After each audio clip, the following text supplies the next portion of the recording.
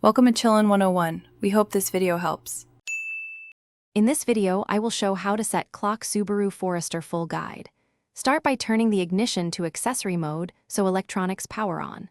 Find the clock knob or touchscreen clock menu in the center display or dash cluster.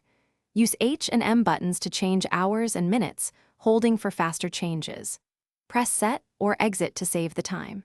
Check AM versus PM to ensure accuracy and close menus when finished.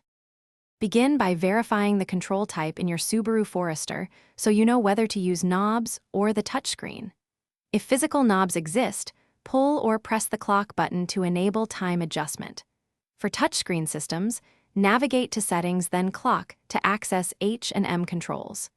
Use short presses for single increments or hold for rapid changes to speed up setting. Confirm the final display shows the correct AM versus PM before exiting the menu. If you're enjoying this guide, please subscribe and like to help the channel grow and get more helpful videos.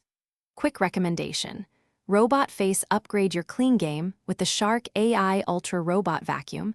Voice control keeps your cabin tidy without extra effort. It's a handy time saver when prepping your car or cleaning after trips. Check the description for the link and other deals, then now let's get back to the video. If the clock keeps resetting, start by testing the vehicle battery and terminal connections for stability. A weak battery or loose terminal can cause memory loss for the clock settings after the car is off. If hardware checks clear, look for software updates for your infotainment system that address clock glitches.